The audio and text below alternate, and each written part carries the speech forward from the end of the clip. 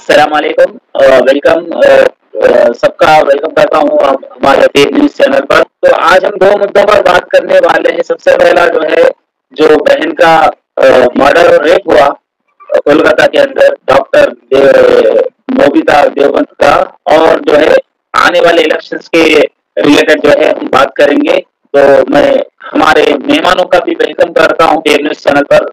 हमारे खिजर अहमद साहब का, जूडी भाई का, इब्राहिम साहब का, और हमारे शरीफ साहब का जो है मैं तहे दिल से जो है वेलकम करता हूँ पेज न्यूज चैनल पर। तो सबसे पहला आज हम जिस मुद्दे पे बात करने वाले हैं वो है जो मर्डर्स और रेप्स हो रहे, खास करके जो हमारे बहनें, हिंदुस्तान की बहनें जिसको हम आजाद हिंदुस्तान मान रहे, उस आजाद हिंदुस्तान में आज भी हमारी बहनें जो है आजाद नहीं है। वो आजादी से अगर बाहर निकले तो पता नहीं कि वो लोग वापस घर को सेफली आएंगे या नहीं आएंगे। इस तरह के बेशुमार जो है रेप्स जो है, और रेप करके उनके साथ जो बेरहमी से जो बेदर्दी कर रहे, तो इस तरह के बेशुमार वाकये हिंदुस्तान के अंदर जो है आए दिन सुनने में आ रहे। तो इसके रिलेटेड मैं सबसे पहले हमारे खिजर अहमद साहब से जो है पूछना चाहूंगा कि क्या खिजर अहमद साहब, आप कहां तक जो है इस चीज को जो है देख रहे हैं कि जो है रिसेंटली हम देखे कि डॉक्टर जो कि इतना बड़ा पोस्ट उनका डॉक्टरेट का पोस्ट उनके पास है, उन्होंने जो है कई सारे मरीजों का इलाज करने वाले ऐसे डॉक्टर आज सेफ नहीं है,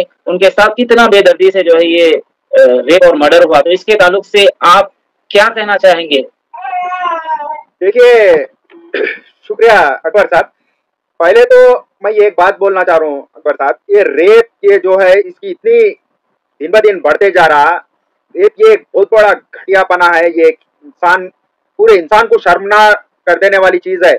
इसके बारे में पहले तो मैं सबसे पहले एक चीज बोलूंगा, हो सकता है मेरी बात ये गलत भी हो सकती है, या फिर बहुत सारे लोग ये चीज को उंगलियां उठाएंगे।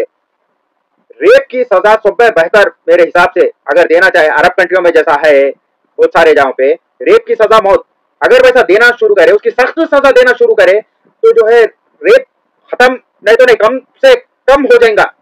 लेकिन यहाँ पे हाल क्या हो गया है, अब अपने देश में क्या हाल हो गया है, तेरा रेप अलग मेरा रेप अलग, एक रेप का फर्क एक रेप का फर्क। ये रेप के लिए आप देखेंगे देश में कोने कोने से जो है पब्लिक उठ के हैदराबाद में, मध्य प्रदेश में कहीं पे भी आप जो इसके खिलाफ कैंडल मार्च निकाल रहे, वो निकाल रहे, समझ रहे ना।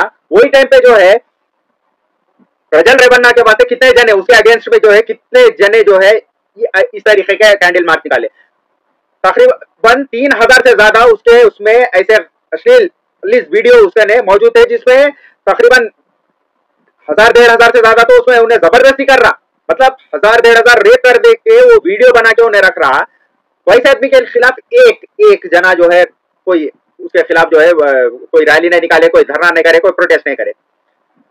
यहाँ के इसमें प्रोटेस्ट करने की, ये तेरा जगह का रेपिस्ट, ये मेरी जगह का रेपिस्ट, ये चल रहा आजकल। ये हाल हो गया देश के। हाँ, देश का हाल ये हो गया कि ये एक जने, ये अब जो नरेंद्र मोदी जी जो बोले थे एक टाइम पे चेहरे से इंसान को पहचानेंगे, वही तरीका का आ रहा। रेप करने वाला इंसान अलग, रेपिस्ट अलग, आदमी के कपड़े अलग, खाना अलग। वो बोले तो पहले का ये अपन उसे दौर में जा रहे, 1947 अछूत दौर में चले जा रहे हैं। इसमें भी कहीं ना कहीं सियासत का जो है रंग दिया जा रहा, आप ये कहना चाह रहे? बेशक बेशक, आप देखिए इसमें 100% मैं दावे के साथ बोल रहा हूँ, ये जितने भी लोग इसमें कर रहे हैं, इसमें सब में आगे बढ़ के रहने वाले हैं भाजपा के और बजरंग दल के लोग। वो इसलिए क्योंकि देखिए मेरे को ममता बनर्जी ना मैं से कोई लगाव है ना कोई मैं उनको पहचानता हूँ, वो है वहां पे ममता बनर्जी को बदनाम करने के लिए ये बीजेपी ये कदम आगे बढ़ा रही है। इसमें पूरा बीजेपी का और बजरंग दल का, आरएसएस का हाथ है, इसमें कोई शक नहीं है। देखिए ये इससे हम अपनी सफल नहीं बोल सकते। जी शुक्रिया खिदर साहब। जी इब्राहिम साहब।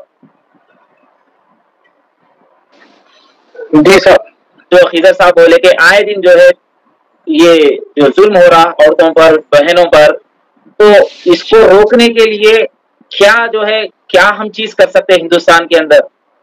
क्या चीज से जो है सरकार रुकेंगे, क्या चीज से ये रेप रुकेंगे, क्या चीज से ये बहनों के साथ जो जुल्म ज्यादती हो रही है रुकेंगे?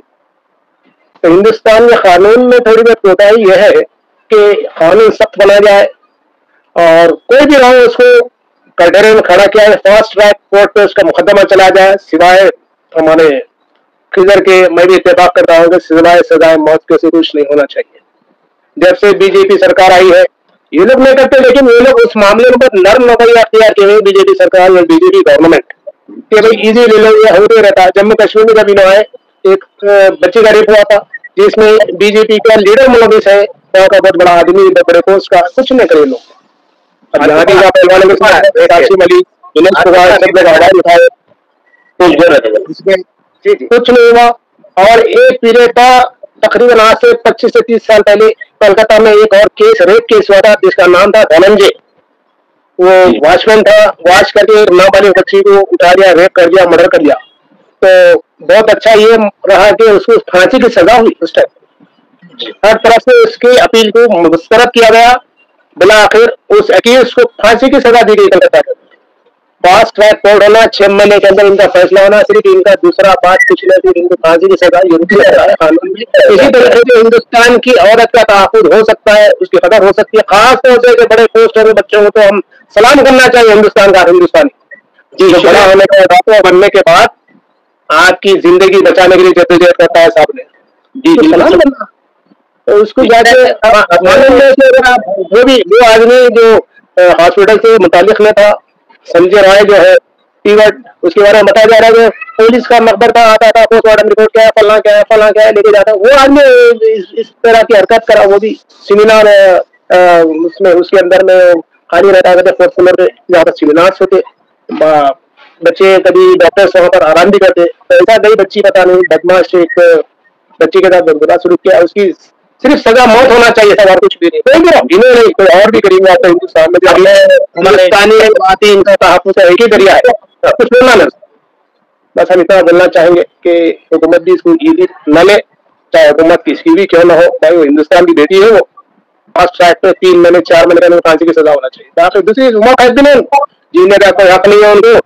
एक की जिंदगी छीन लेने का, एक की इज्जत इसमें छीनने के बाद में उसको रहने का हक नहीं है, ताकि दोबारा फिर बात ऐसे काम ना करे कहीं भी। इसी तरीके से हमारे हिंदुस्तान की खवातीन बेटियां महफूज हो सकती है, चाहे कोई भी। तो जी शुक्रिया बहुत बहुत इब्राहिम साहब। तो मैं अब जुड़ी हिसाब से जो है सवाल ये है कि जैसा कि इब्राहिम साहब बताए कि जो है फास्ट ट्रैक पे जो है सजा कोशिश करना है, सजा डिक्लेयर करना है। तो देखिए इस तरह के ऐसे कई सारे रेप्स हुए जहाँ पे हम देख रहे कि जो है आए दिन बढ़ते जा रहे, यहाँ तक कि मासूम नाबालिग बच्चियां 5-5, 6-6 साल के बच्चियों के भी साथ जो है ये जुल्म ज्यादती हुई। और ऐसी जगह पर जहां पर आप सोच भी नहीं सकते कि हमने देखा कि जो है एक मासूम बच्ची 6 साल आसिफा, जिनके साथ जो है एक मंदिर में, जिसको हिंदू लोग जो है अपनी पवित्र जगह मानते हैं, अपना जो है वर्शिप प्लेस मानते हैं, ऐसी जगह पे एक मासूम बच्ची के साथ 4-4 लोग मिलके जो है ये बलात्कार करे। तो ये इसके बारे में आप जो है क्या बोलेंगे जुड़ी साहब? गुड इवनिंग अकबर भाई, पेन न्यूज में बुलाने के लिए आपका शुक्रिया। जैसा कि मेरे खिजर भाई और इब्राहिम भाई जैसा बात बोले, मैं उस तकलीफ को मैं भी समझ सकता हूँ। लेकिन आज क्या बोले तो सियासत इस तरीके की हो गई। एक 15 साल 20 साल पहले क्या बोलते वन साइड पॉलिटिकल था, अभी क्या बोलते सेंट लेवल और सेंट्रल लेवल में भी कॉम्पिटिटिव पॉलिटिक्स हो गई। पॉलिटिक्स में और पब्लिक में क्या डिफरेंस आ गया बोलते तो आजकल पब्लिक भी अनरेस्पॉन्सिबिलिटी से वोटिंग डाल रहे, थोड़े मुद्दों पे डाल रहे। जैसा कि आज अपना हिंदू कल्चर है, हिंदुस्तान का कल्चर है, और अपना पहले से अपन जैसा बोलते थे हिंदू मुस्लिम सिख ईसाई सब मिलजुल के रहते थे, ये 15 साल 20 साल पहले दिखता था और बड़े तादाद पे रहता था। एक हुकूमत चेंज होने के बाद में, जैसा बीजेपी की हुकूमत आने के बाद में इसमें एक डिफरेंसेस आ गया। आज ये मुद्दा जो है ना, एक बच्ची को रेप कर देना, उससे पहले 6 साल की बच्ची को होने दो, और उससे पहले से लव जिहाद बोल के, टेररिस्ट जिहाद बोल के बहुत चीजों के 15-20 साल से लेके आ रहे। क्यों बोलते ये पॉलिटिकल वाले क्या है बोले तो या अपना हिंदू मुस्लिम में डिफरेंसेस ला के वोट हासिल करने में, वो थोड़े का पब्लिक में जो ऐसा आ गया कि मुस्लिम के ऊपर थोड़ा बहुत नाराजगी बताए तो उनको वोट गिर रहे। अपने मुस्लिम लोगों का भी वोट क्या है बोल तो हिंदुओं से अपन बचना करना बोले तो अपनी मुस्लिम को जिता लेना बोल के एक जो कॉन्सेप्ट आ गया, उसका भी ये इफेक्ट हो रहा है। मैं उसको सिलसिले से खुलासा करना चाह रहा हूँ। जैसा कि ये जो हादसे हो रहे हैं, एक एडमिनिस्ट्रेशन लेने की जिम्मेदारी है। जहाँ का वो डिपार्टमेंट है, ये एक पब्लिक एरिया में, वो अनएक्सपेक्टेड कोई डार्क एरिया में या किसी के घर पे हमला नहीं हो गया, जो बच्ची अपने घर में, घर के माहौल में थी, एक पब्लिक एरिया में हुए से चीज को पब्लिक सिक्योरिटी पहले वहाँ का इंचार्ज, वहाँ का डॉक्टर्स, वहाँ की सुपरिटेंडेंट जो भी थे वो लोग देना चाहिए। जब वो बच्ची रात के 2 बजे ड्यूटी करके कहीं जाके 3rd फ्लोर पे सो रही बोले तो वो डिपार्टमेंट की जिम्मेदारी है उनको सही सलामत से सोने की सहूलतें देना, और उनको ड्यूटी पे थे बोले तो वहाँ पे कईयों पेशेंट की जरूरत रहती, उन्होंने कहाँ प्रेजेंस में रह रहे, वो ड्यूटी फिर किसी की जरूरत पड़ गई पेशेंट के लिए भी, तो एक डॉक्टर को फिर कम्युनिकेट करने के लिए वो कम्युनिकेशन रहना एडमिनिस्ट्रेशन का काम था। तो एक हादसे से अपने कितने मिल रहे हैं, तो मैं चाह रहा हूँ कि हर एक एडमिनिस्ट्रेशन में ये सहूलतें दी दी है। लेडीज जब आके ड्यूटी कर रही तो उनको सिक्योरिटी 100% देना, उन्होंने जब पहले मिनट से जब ड्यूटी पे चढ़ रहे तो उनके ऊपर 10 जनों चढ़ रहे तो उनकी सिक्योरिटी, उनके पर्सनल एसेंस के लिए सिक्योरिटी देना, फिर उन्होंने जिस तरीके से ड्यूटी करना है वो पूरे उनके प्रायोरिटी देना। ये चीज नहीं देखने की वजह से ऐसे हादसे होते। करने वाला भी अपने अपने अपने लोगों में से है, उस तरीके से उसको जो पी के करने की उसके अय्याशी की शौक थी तो वो गुमराह होके वो कर दिया, उन्हें भी।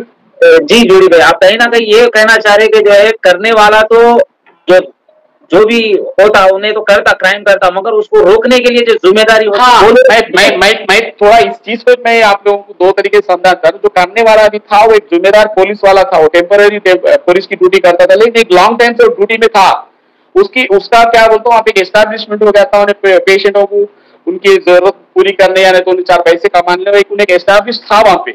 उस तरीके से वो उस बिल्डिंग में आना जाना, उस हॉस्पिटल में आना जाना उसका पहले से था।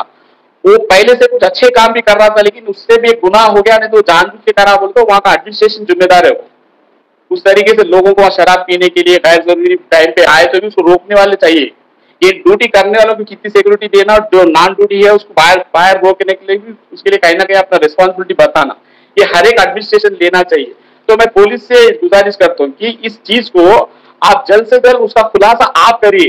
ये पॉलिटिकल वाले क्या है बोलते उसके अंदर से बात छुपा देंगे, क्या कर रहे हो तो ममता बनर्जी के पार्टी के ऊपर और उनकी बुराई होना, उनको और नुकसान पहुंचाना बोलते, इसको और 4 दिन मुद्दा चलाना, इसमें और कोई है बोलना, और लोगों से धरने कराना, अपने अपने लोगों रोडों पे भी जाके और वायलेंस बढ़ाना, फिर उसके बाद 20-25 दिनों फिर अगले दिन आगे कुछ दूसरे तरीके से हॉस्पिटल पे डैमेज करे, ये सब क्या है बोलते पॉलिटिकल एडवांटेज के लिए वो लोग करते।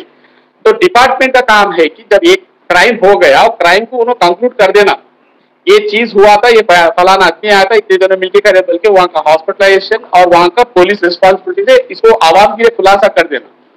वो लोग जितना अंदरूनी से इसकी तहकीकात करेंगे, पॉलिटिकल फिर उसको मैनेज करेंगे। पॉलिटिकल वाले बोलते नहीं, इस चीज को और उछालने के लिए बोलते, हुकूमत नहीं वाले बोलते, जो छोटी हुकूमत में जैसे स्टेट पॉलिटिक्स में होता बोलते नहीं, हम नाजायज तुम ऊपर वाले की बात सुन के इसको और एंकरेज कर। इस तरीके से नहीं होना बोल के मेरी ख्वाहिश है। और अपने एरिया में, अपने हैदराबाद में, अपने तेलंगाना में भी हर एक हॉस्पिटलों में उसकी प्रिकॉशंस लेना चाहिए। अगर देखिए 1 वीक की ड्यूटी किसी लेडीज की ड्यूटी तो जो है हॉस्पिटल्स की नहीं है, जैसा कि मैं आपको बताया कि जो है मंदिर के अंदर भी जो है ये चीज हुई, तो और कहीं भी जो है हम ये चीजें देख रहे हैं, रोडों पे भी हो। हाँ, ये मैं बोलने का मतलब ये हिंदू मुस्लिम की लड़ाई करने से एक वन ऑफ दी पार्टी को उसका वोट बैंक कन्वर्ट हो रहा। जो हिंदुओं की तादाद ज्यादा है, मुस्लिम कौम के ऊपर कहीं ना कहीं नुकसान पहुंचा, तो ये कौम में थोड़ा बहुत उनको वोट बैंक बढ़ रहा। वो लोग के दिमाग में ये रख दिए कि मुसलमान अपने लिए नुकसान है, वो टेररिस्ट बना रहे, लव जिहाद बोल के अपने बच्चों को गुमराह कर रहे, बोल के एक माहौल पॉलिटिकली बना रहे। तो पॉलिटिकली जब तक बनते रहेंगे ऐसे हादसे होते रहेंगे। अब देखिए हम लोग हैदराबाद में रहते, मेरे आड़ोस पड़ोस में मैं जा रहे तो मेरे को 10 इधर गए तो मुसलमान के घर रहते, इधर गए तो हिंदुओं के रहते, इधर गए तो गरीबों के रहते, मेरे से भी अमीर लोग भी रहते, लेकिन कहीं भी निकले तो सलाम दुआ चलते रहती। एक ही दुकान से तरकारी ले ली, एक ही दुकान से लेना पीना, एक ही दुकान, एक ही स्कूल में मेरे बच्चे जाके पढ़ते, लेकिन अपने भी नहीं आता। ये पॉलिटिकली क्या है बोलते बड़े पैमाने पे पॉलिटिकली कर रहे। तो इसको मैं एडमिनिस्ट्रेशन की रिस्पॉन्सिबिलिटी चाहता हूँ। जैसा कि हम लोग एक पॉलिटिशियन एक उन्हें जिम्मेदारी निभा के गुमराह कर सकता, तो पुलिस डिपार्टमेंट हो, वहाँ का हॉस्पिटल डिपार्टमेंट वाला की एक माहौल बनाने के लिए, आने वाले सोसाइटी को कुछ अच्छा करने के लिए, आज कईयों औरतें बाहर आना भी मुश्किल समझते डर रहे, उनको फिर आके उनके भी बेटियां कहीं ना कहीं ड्यूटी करना पड़ता है। जैसे पुलिस डिपार्टमेंट है, एक हॉस्पिटल को बोला सिक्योरिटी सही तरीके से करेंगे तो इनके बच्चियां भी कहीं पढ़ने जाते, कॉलेज में जाते, तो वहां का भी एरिया उनको सिक्योरिटी देगा ना। तो ये एक आवाम में और वहां अपनी को जो जिम्मेदारी देती सोसाइटी में, जिस तरीके से अपन काम करते, पुलिस डिपार्टमेंट खास करके, आर्मी हो दो, वो सब अपनी भी जिम्मेदारी को ट्रांसपेरेंटली निभाए तो पॉलिटिशियन बोलने वाले को मौका नहीं मिलता। जी शुक्रिया साहब। जी अब हमारे आज के जो मेहमान है जनाब शरीफ साहब जी। आपका माइक खोलिए शरीफ साहब। पहली बार शरीफ साहब जो है अपने चैनल पे आए, पेज न्यूज पर आए हमारे, तो बहुत बहुत शुक्रिया आपका। तो शरीफ साहब से मेरा ये सवाल है कि जिस तरह बिल्किस बानो से के साथ जो रेप हुआ, उसके बाद जो है उन लोगों के साथ उन लोगों को जो है फूलों से स्वागत किया गया। उसके बाद मैंने आज एक पोस्ट देखा था कि किसी ग्रुप के अंदर के जो है तस्लीम कुछ उनका नाम है, तो उनके लिए जब 4 गलत उनके जो 4 रेपिस्ट वापस आए तो एक औरत जो है उनको फूला पिना रही। तो इस तरह अगर हिंदुस्तान में चलता रहा तो क्या हर दिन एक नहीं 10 जो है बलात्कार हो सकते? तो इसके रिलेटेड आप क्या कहेंगे कि कितनी जो है शर्मसार जो है ये हरकत है कि एक औरत खुद जो है बलात्कारियों को जो है फूल पिना रही। बिल्कुल सही है। आज के हालात ऐसे हो गए कि भाई यहाँ पे जो है रेप बहुत आम खास हो गया। आपको मालूम होना चाहिए डेली 110 से लेके 120 केसेस खाली रेप के रजिस्टर होते, और ऐसे कितने केसेस है जो कि रजिस्टर नहीं करते लोग। ओके, जो है बदनाम की हो जाती बोल के, या नहीं तो कोई दूसरा चीज समझ के जो है डर के या किसी की धमकियों में आके बहुत सारे लोग जो है रजिस्टर नहीं करते। तो सिर्फ जो रजिस्टर्ड होते वो केसेस के बारे में मैं बात करना चाह रहा हूँ कि 110 से 120 केसेस डेली के है। तो आप अंदाजा लगाओ डेली अगर से 110 120 केस अगर से हो रहे हैं तो टोटली साल भर में कितने केसेस हो रहे होंगे।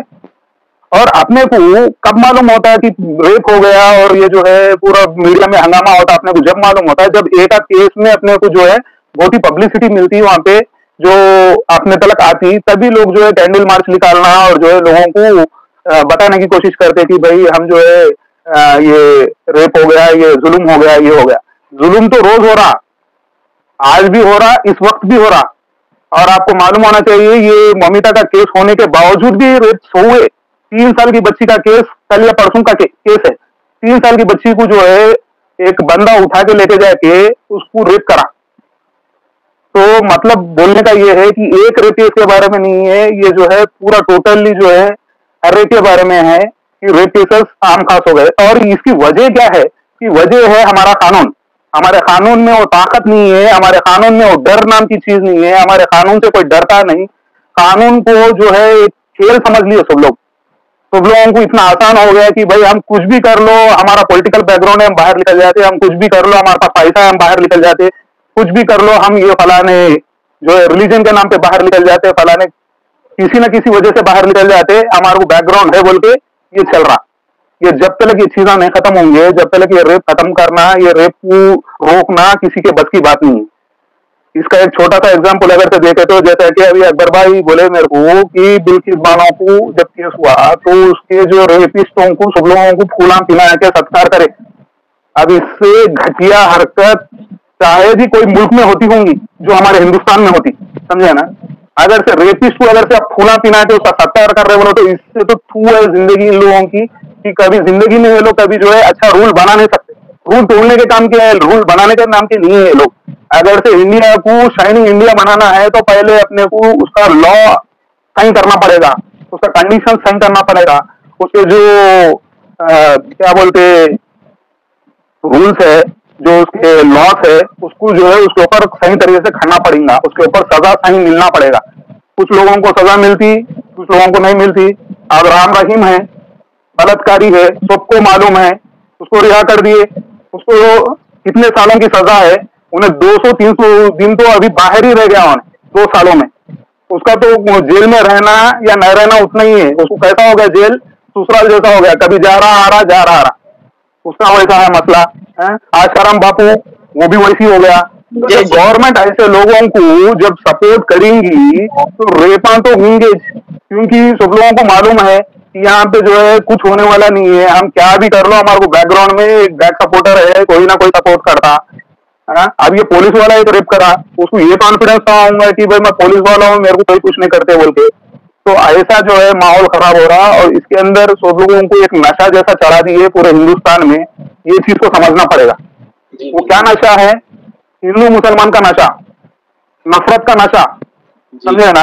ये नशा जब तक लोगों का उतरेगा नहीं, जब तक जो है कोई चीज सही तरीके से नहीं होती। इंसाफ सबको बराबर मिलना चाहिए, चाहे वो कोई भी कास्ट का रहने दो, कोई भी रिलीजन का रहने दो, चाहे अमीर रहने दो गरीब रहने दो, सबको एक हिसाब से अगर जब मिलेगा इंसाफ तो लोगों को जो है उसके ऊपर भरोसा रहेगा।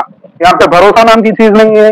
लोगों को ये नहीं मालूम है अगर से कुछ हो गया हम जाके कंप्लेंट करेंगे तो हमारे साथ क्या होने वाला है। उल्टा हाथरस में क्या हुआ आप लोगों को मालूम है कि जब एक दलित बच्ची का रेप हुआ उसको जला दिया गया, कि बॉडी को जला दिया गया, सब कुछ कर दिया गया, फिर भी जो है जो रेपिस्ट था वो बहुत आराम से घूम रहा था। कितने की प्रेशर के बाद में उसको पकड़ा गया, फिर उसके बाद में छोड़ा गया।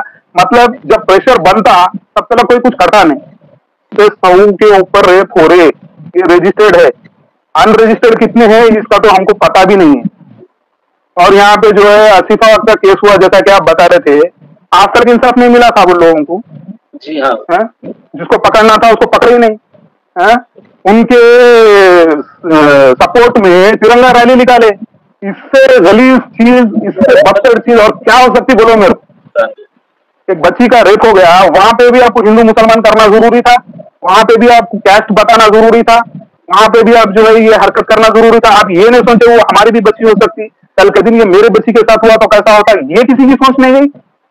तो ये है सोचने का तरीका, ये सोच बदलना पड़ेगा। जब तक हिंदुस्तान आगे नहीं बढ़ेगा, जब तक अपनी को सोच बदल के, जब तक अपन आगे नहीं बढ़ेंगे, जब तक अपना हिंदुस्तान कभी आगे नहीं बढ़ेगा।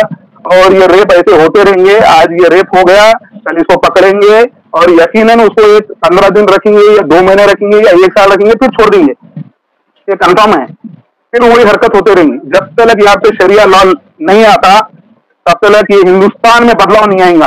रेप के मामले में खास करके उसको कड़ी से कड़ी सजा जो है, जैसा कि हमारे इब्राहिम भाई बोले तो फास्ट ट्रैक पे डालना बोल के, फास्ट ट्रैक पे भी नहीं डालना। जैसा कंफर्म हो गया मुंडी निकाल के कट कर देना उसको, या ना तो फांसी की सजा दे देना, या ना तो जैसा दूसरे कंट्रीज में शूट आउट कर देते। ये 3 सजा हर कंट्री में अलग अलग तरीके की है। कहीं मुंडी निकाल देते, कहीं जो है गोली से मार देते, कहीं फांसी दे देते।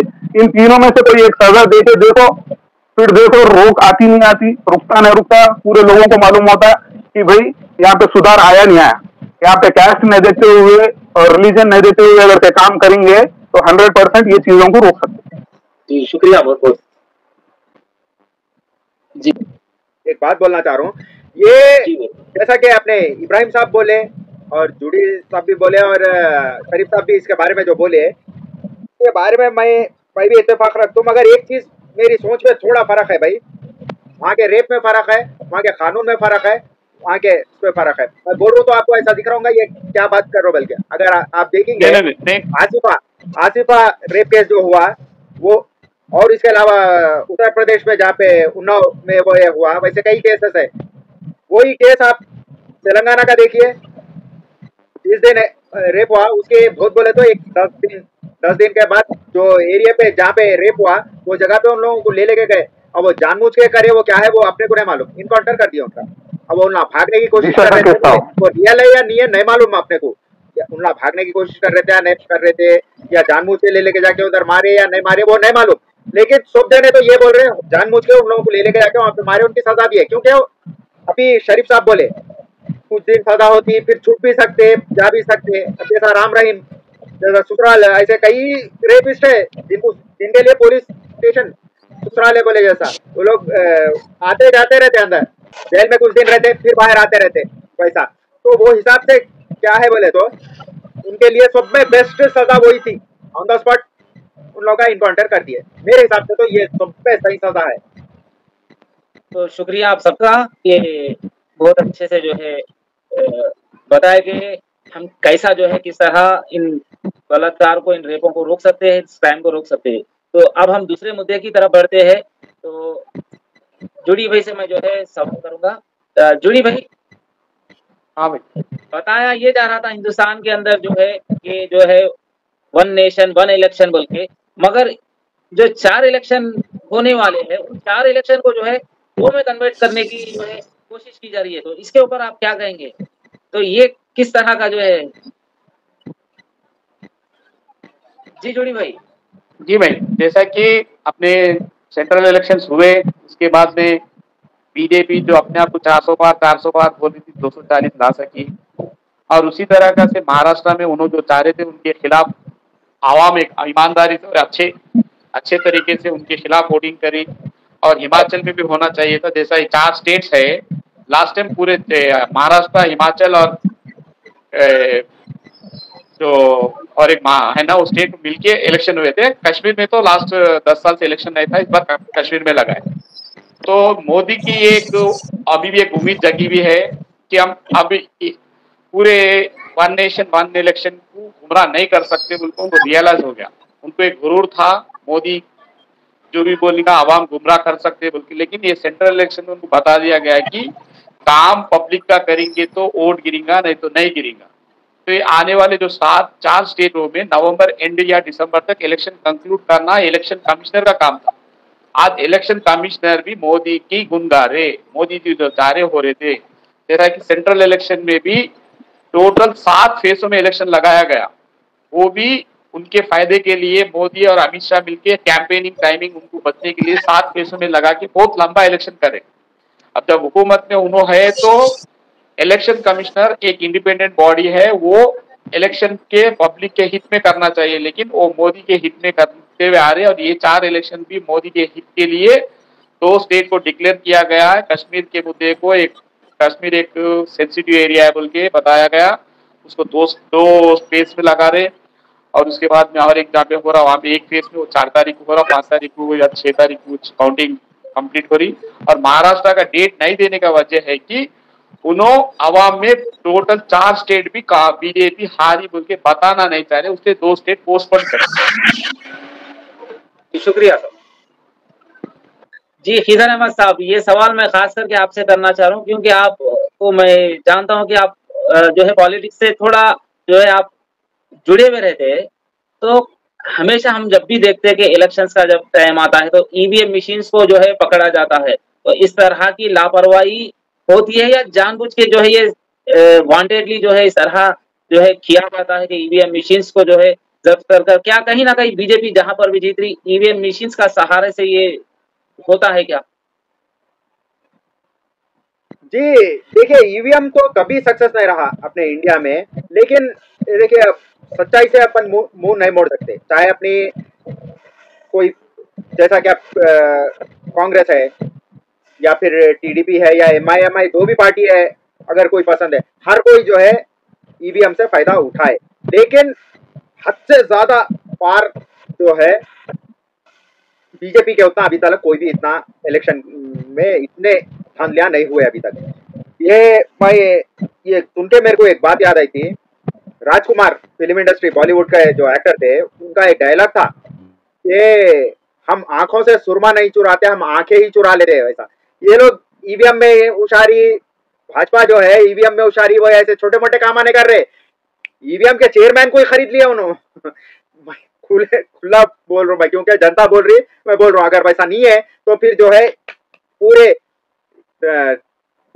170 सीटों का प्रूफ दो जिसमें जो है स्कैम हुआ, बल्कि खुला दिख रहा। ऐसा भाजपा जो है कोई आंखों से सुरमा नहीं चुरा है, वो लोग आंखें चुरा लिए, और इसमें कोई शक नहीं कि इलेक्शन कमीशन बिक गया। और उसके अलावा और बहुत सारे ऐसे जो गवर्नमेंट वो है सेक्टर, जैसा कि ईडी सीबीआई, वैसे सब बिके हुए है, उसमें कोई वो नहीं बोल सकते। और हैरानी की बात, सबसे ज्यादा हैरानी की बात, मेरा नाम खिजर अहमद है, मैं बोल रहा हूँ, मैक्सिमम मुस्लिम बोर्ड जितने भी, चाहे वो मुस्लिम पर्सनल लॉ बोर्ड हो, मुस्लिम बोर्ड रहो, मुस्लिम वेलफेयर बोर्ड रहो, ये भी बिक गए, ये भी बिके हुए है, समझ रहे ना। नहीं तो जैसा कि मुस्लिम पर्सनल लॉ बोर्ड के लिए कितना पावर रहता, इंटरनेशनल पावर रहता, कितना पावर रहता, उन लोगों को क्या फंडिंग आती, क्या ऐसे जो हालात हो रहे, यूसीसी ये चीजें हो रहे, एक आवाज उठाना काफी है उन लोगों का। वो लोग किस लिए खामोश है? वो भी बिकते सो है वो लोग, या फिर कोई दूसरी वजह तो नहीं होती। ज्यादातर देखिए, अब आप वैसे मैं ये ट्रैक से हट रहा हूँ, बाद में इसके बारे में किसी दिन अगली बार बात करेंगे। फिलहाल इलेक्शन के बारे में देखिए, ईवीएम तो गलत है, वो मैं भी मानता हूँ और सारा देश मानता है, और जो वोट डाल रहा उसमें भी ज्यादातर जने जो ये बात बोलते हैं 400 पार बोल के बीजेपी बोलते हैं, उन लोगों को भी ये मालूम है कि अंदर धांधली होके है, हम कैसा भी जीतते बोल के। तेलंगाना के एक बीजेपी का एमएलए तो साफ बोल दिया, आप इसको भी डालो, एमआईएम को डालो, कांग्रेस को डालो, जीतने वाले हम ही थे, हम पहले ही फिक्स करके रख दिए बोल दिया।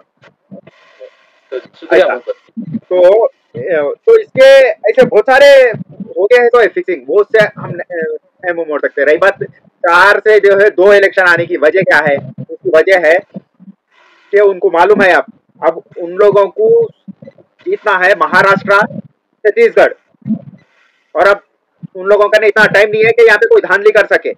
और उनको ये भी मालूम है कश्मीर वो लोग जीतने वाले नहीं है, जम्मू एंड कश्मीर नहीं जीत सकते, हरियाणा नहीं जीत सकते, तो पहले हरियाणा और कश्मीर के इलेक्शन रख दिए। उतनी देर में वो लोग महाराष्ट्र और छत्तीसगढ़ में जो है धांधलियां कर लेते। देखिए आप सुनने में आएगा, देखो कैसा भी वहाँ पे कुछ ना कुछ खरीद फरोख्त हुआ या कई चीजें हुए या ईडी जाना शुरू कर दिए, वैसे कई किस्से सुनने में आते। जी शुक्रिया सर। जी इब्राहिम साहब। ये तो इलेक्शन नहीं हो रहा साहब, पब्लिक वोट नहीं डाल रही है, बल्कि ईवीएम से सेटिंग है पूरी, इसमें तो किसी किस्म का कोई डाउट नहीं है। तो मैं एक छोटा मोटा शायर भी हूँ जिसकी कोई बिसात नहीं है, ईवीएम पे कुछ बोला हो, शायद कुछ अशआर याद है। अगर यही चलेगा हिंदुस्तान में ईवीएम, इसका रिजल्ट आप सुनिए, चंद स्टेटों में कांग्रेस के सीएम और दिल्ली में बीजेपी का पक्का पीएम, इसे ही कहते हैं ईवीएम। वाह वाह वाह, बस यही खेल चलेगा, यही चलेगा। 4 जगह इसलिए नहीं करा रहे, 2 जगह तो कंफर्म है इनको, चाहे उत्तराखंड है, झारखंड है और फिर महाराष्ट्र, ऑलरेडी इनकी हुकूमतें हैं, इनकी ताइद की हुकूमतें हैं, वो भी ईवीएम से जीतना है। अगर उन्हें ब्लैंक आज भी ईवीएम हटा के करेंगे तो इनको 100 सीट नहीं आते, जितने सीटें कांग्रेस को दिए हैं नहीं आते। और जम्मू कश्मीर में आने के कोई चांसेस नहीं है, और अपने हरियाणा में भी नहीं है, उसके बावजूद वहां पर आते क्यों कि बहुत ही फुर्सत के लम्हे में थोड़ा काम रहा तो अच्छे अंदाज में कर सकते। मैं आप इलेक्शन करा रहे, आज 15-20 दिन के बाद में रिजल्ट आ रहा, तो ऐसा कभी हिंदुस्तान की तारीख में ऐसा इलेक्शन नहीं हुआ। इंदिरा गांधी बहुत बड़ी पॉलिटिशियन थी, इससे बड़ा पॉलिटिशियन आज तक हिंदुस्तान में पैदा नहीं हुआ, फिर भी बेमान नहीं थी, अवाम उसको वोट देती थी। कुछ गलतियां हमें वो अलग बात है, इन्हें तो कोई अच्छा काम नहीं करे, हिंदुस्तान को बेच दिए। जैसा हमारे खिजर अहमद बोले, मुस्लिम पर्सनल्लाह, बड़े बड़े उलमा या किसका नाम ले, वो यहाँ बैठ के अब सब बिके हुए हैं। सिर्फ पिटिशन डालना है आपको हारने के लिए, सुप्रीम कोर्ट जाना है आपको हारने के लिए, जीतने के लिए नहीं जाना है। ये रखो नोटा कैश, तो ईवीएम से काम चल रहा है। जब तक ईवीएम रहेंगे तो इन्हें रहेंगे पीएम। अब 10 स्टेटों में दे देंगे उन्होंने कांग्रेस के सीएम, क्या इनको भी रहना? कांग्रेस के बड़े बड़े लोग भी बिके हुए हैं, इनको पैसे के सामने सब बिका है। सिर्फ पैसा क्यों कलेक्ट कर रहे, हर तरफ से पैसा क्यों ले रहे? बड़े बड़े जैसा गुलाम नबी आदि, इतना बड़ा लीडर कांग्रेस का बिका है, 100% बिका है। लास्ट इलेक्शन में बिका, जब इनको भनक पड़ी तो वैसा है ऐसा है, बाकी होते फिर दूसरी पार्टी बना लिया। फंड्स कौन दे रहे? ये सब बीजेपी फंड्स दे रही, बीजेपी ये सब सेटिंग फिटिंग करके बेमानी की हुकूमत चल रही है। दिल के बेलाने को क्या हुआ था, पूरी बेमानी नहीं कर सकते, ब्लैंक मालूम हो जाता, लोगों को बोलिए क्या करते मालूम में, थोड़ा कांग्रेस को छोड़ देते। बड़े बड़े लोग दिखे हुए कांग्रेस के भी, शायद हो सकता है प्रियंका, राहुल और हम सोनिया गांधी को छोड़ के और कुछ लोग सब अंदर से पूरे अंडरस्टैंडिंग के लोग हैं। पैसा बिछा रहे लोग, पैसा क्या होना चाहिए आपको, पैसा होना क्या आपको, कैसा इधर जिंदगी इधर मौत, कुछ ही रहता, कौन मौत चाहता, हर आदमी जिंदगी चाहता। तो ये ईवीएम तो खैर आप इलेक्शन हो रहा बोल के बोलना, लेकिन कंफर्मेशन तो ये लेना है कि कंफर्म ये है कि तीनों ही आने वाले हैं पीएम। वो भी 240 जो लाए वो भी बस सियासत के तहत लाए, बहुत गड़बड़ हो रही सुप्रीम कोर्ट में, रिटर्न आ रहे, पिटिशन आ रहे लोग में, तो थोड़ा ऐसा करो बोल के अंडरस्टैंडिंग में थोड़ा उनको दे देंगे, बाकी 240 अपन लेके दोनों को मिला मत बना सकते।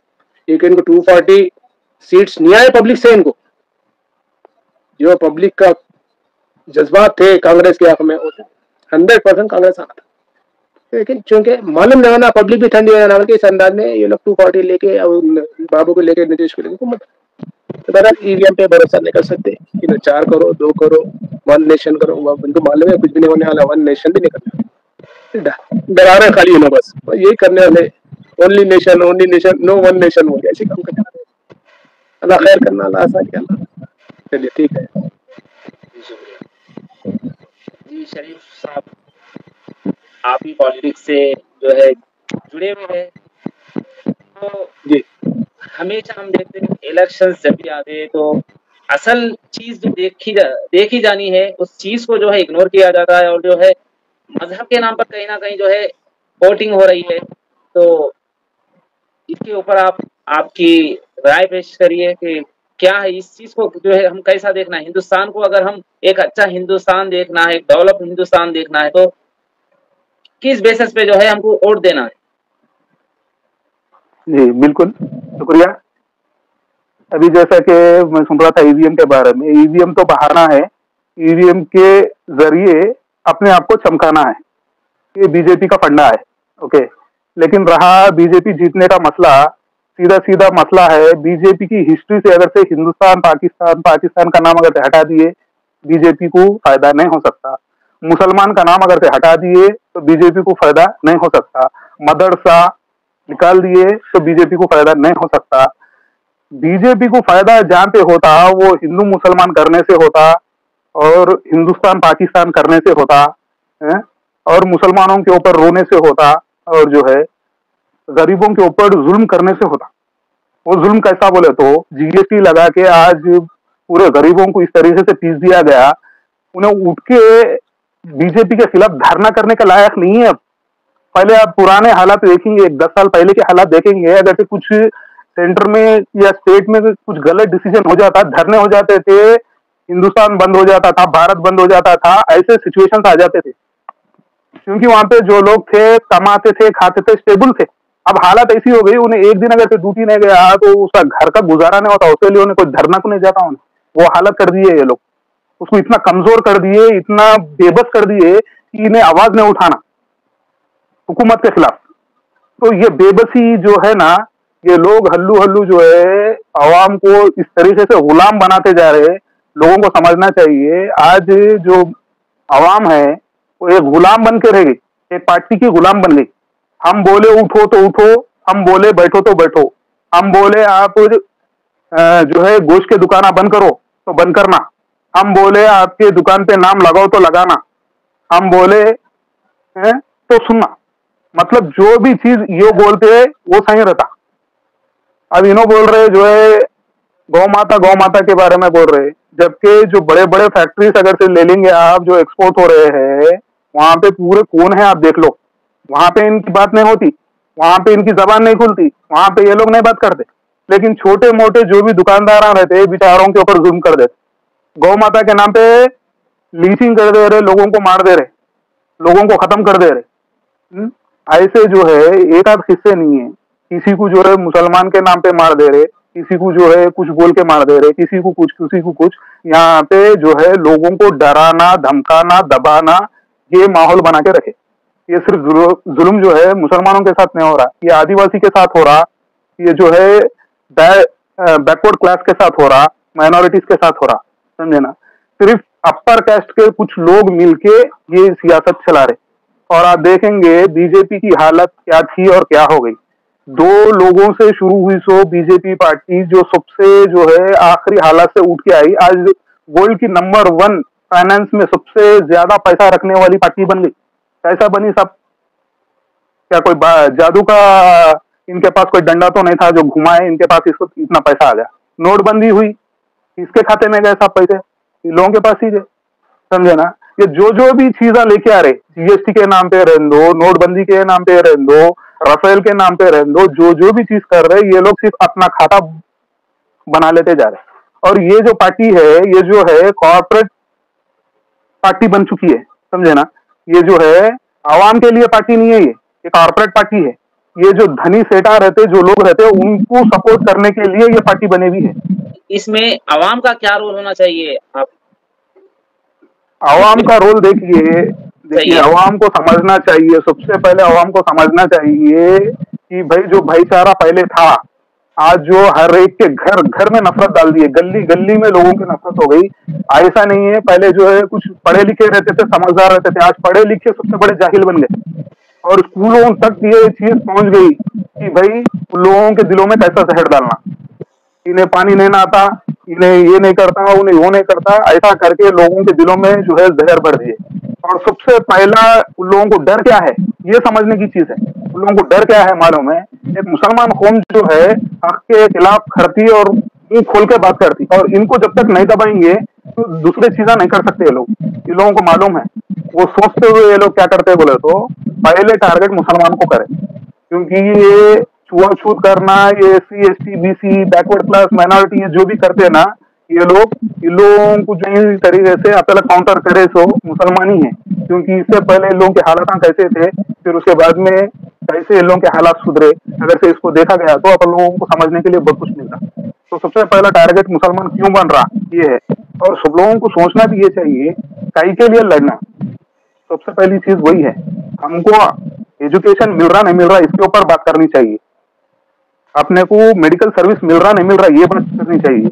बच्चों को एजुकेशन के साथ साथ जो है उन लोगों का फ्यूचर के लिए जॉब्स का कुछ बंदोबस्त हो रहा नहीं हो रहा इसके लिए सोचना चाहिए है? अपने को रहने के लिए घर सही मिल सकता नहीं मिल सकता, अपने जॉब में कितना इंक्रीमेंट हो सकता, कितना हम क्या कर सकते इसके बारे में सोचना चाहिए। इसके बारे में कोई नहीं सोच रहा। सिर्फ नफरत की एक आंधी चल रही, वो आंधी के साथ जो है सब लोग उसके अंदर मिलते चले जा रहे हैं।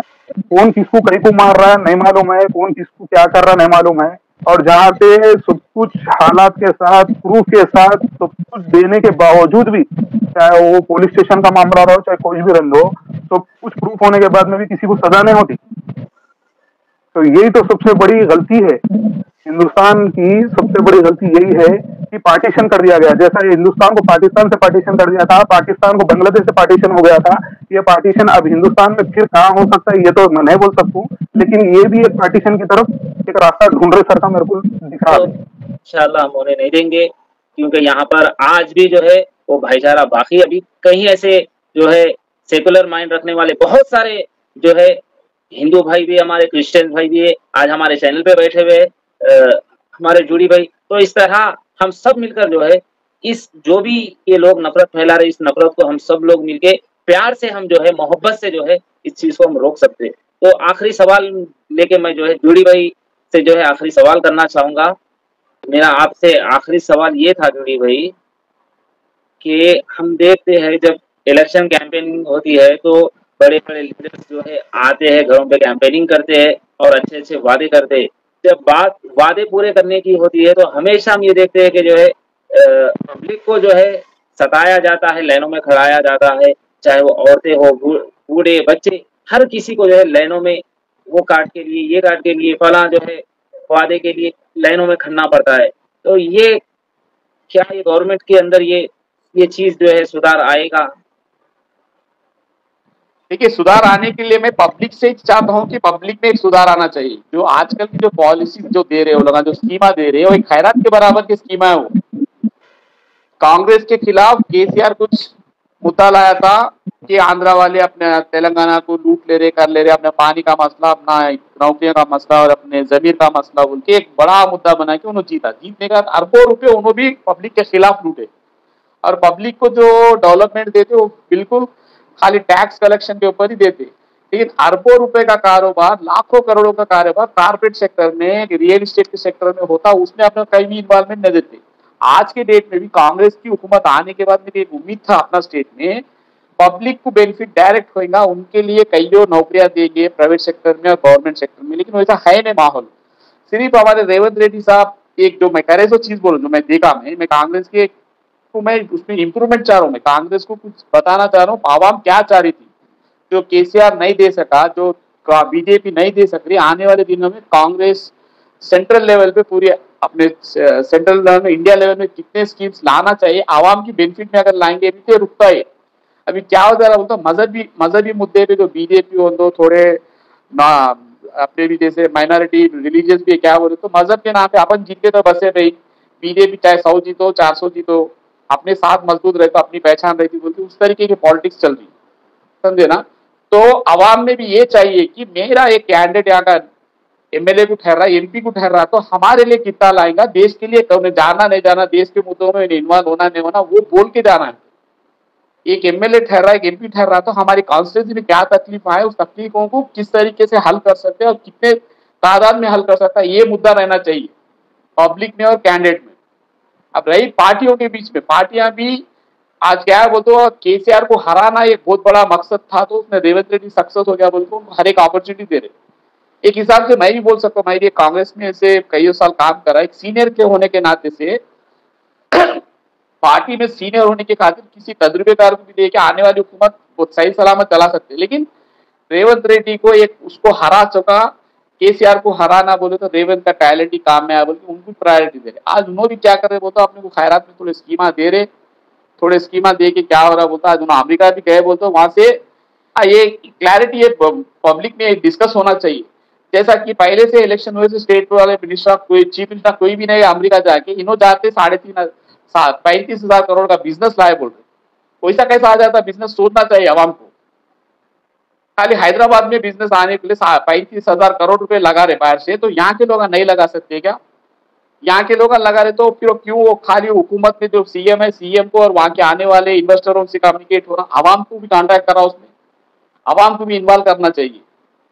जब हमारे हैदराबाद के कॉन्स्टिट्यूंसी में उनकी पूरी जमीन उनको दे रहे, तो यहाँ के आवाम को से कितना नुकसान हो रहा है? उनके घर बनने की जगह नहीं बन, उनको कारोबार के बनाने की जगह उनको दे रहे, जिसको आवाम को जहाँ पे स्कूल जरा होना, वो स्कूल बनाने के बजाय उनको वहाँ पे उनको वो दे रहे कि जमीन दे रहे, आप यहाँ 1,000 करोड़ इन्वेस्ट कर रहे तो हम आपको 2,000 नौकरियां दे रहे, बोले नौकरियां भी 100% आपने हमको नहीं आते।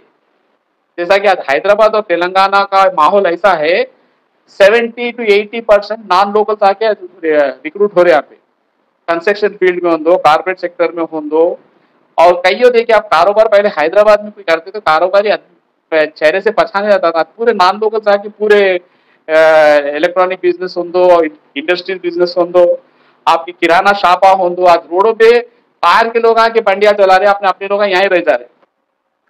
जी शुक्रिया जुड़ी भाई, और तमाम मेरे मेहमानों का मैं दिल से तहे दिल से जो है शुक्रिया अदा करता हूँ, और दर्शकों का भी मैं जो है शुक्रिया अदा करता हूँ। और आखिर में मैं ये कहना चाह रहा हूँ, इस बहस से ये चीज का खुलासा हुआ कि जो है हिंदुस्तान में अगर अमन, सुकून, शांति, डेवलपमेंट, अगर ये सब चीजें होना है तो सबसे पहले जो है हिंदुस्तान की जनता को अपनी सोच को बदलना है पहले तो। जैसा कि हमारे शरीफ भाई बताए, खिजर भाई बताए, इब्राहिम साहब बताए, जुड़ी साहब बताए, कि जो है जनता को जो है अवेयर होने की जरूरत है, और यहाँ के लॉ को जो है चेंज होने की जरूरत है। क्रिमिनल्स के खिलाफ जो है सख्त से सख्त जो है कार्रवाई होना, इमीडिएटली एक्शन होना, और फेक न्यूज चैनल जो है कोई किसी पॉलिटिक पार्टी के खिलाफ या किसी पॉलिटिशियंस के खिलाफ या किसी यहाँ के जो है पब्लिक के खिलाफ या हिंदुस्तान की किसी अवाम के खिलाफ या किसी धर्म के खिलाफ नहीं बोल रहा। यहाँ पर हमारा बोलने का कहने का मकसद ये है कि हम सब हिंदुस्तानी एक मिलकर जो है हिंदुस्तान को कैसे हम आगे बढ़ा सकते हैं, यहाँ पर हम कैसे पीसफुली रह सकते हैं, कैसे हम अमन के साथ रह सकते हैं, ये हमारे न्यूज का जो है असल मकसद है। कि हम किस तरह जो है, जैसा कितना हम सुने अभी के जो है कितना बेदर्दी के साथ जो है कई सारे हर दिन जो है करीब बता के जो है 100 से ज्यादा जो है केसेस दर्ज होते हैं रेप के, तो कैसा हम जो है इन चीजों को रोक सकते हैं, ये हमारा जो है फेक न्यूज का मकसद है। तो आप तमाम का मैं जो है शुक्रिया अदा करता हूँ। इसी तरह हमारे साथ आप लोग जुड़े रहिए। अस्सलाम वालेकुम।